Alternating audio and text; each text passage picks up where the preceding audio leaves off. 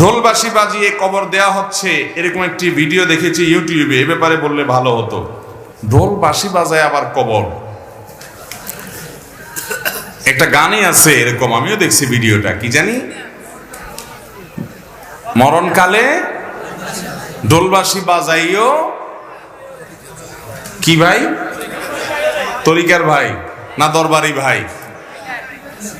হ্যাঁ, এবং সে গানের একটা কথা খুব আপত্তিকর আছে, সেটা আরো বেশি। সেটা হলো, কালেমা কালামও ভাই কোনো কিছুর দরকার নাই। কালিমা কালাম কিছুর দরকার নাই, ঢোলবাঁশি বাজাতে বাজাতে নিয়ে কবরে দিও।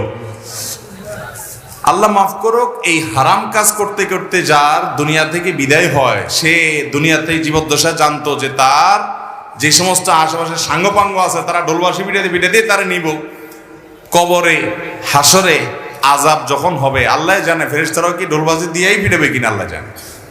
ভাইরা আমার, নবী সাল্লাল্লাহু আলাইহি সাল্লাম বলেছেন, বয়স্তুল ইউকসিরাল মাজামির, এই সমস্ত বাদ্যযন্ত্র এগুলো দুনিয়া থেকে এগুলো বিদায়ের জন্য আমি আসছি, এগুলো শয়তানের অস্ত্র, এগুলো হারাম।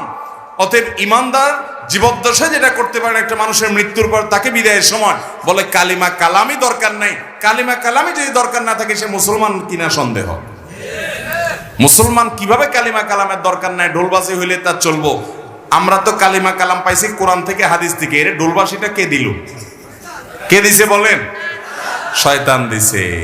তো শয়তানের এই জিনিসটা নিয়ে যদি কবরে যায়, মায়ের কি পিঠে পড়বে না নিচে পড়বে? আল্লাহ আমাদেরকে এই সমস্ত পাগলামি ছাগলামি, এই সমস্ত শয়তানের থেকে বেঁচে থাকার তৌফিক দান করুন।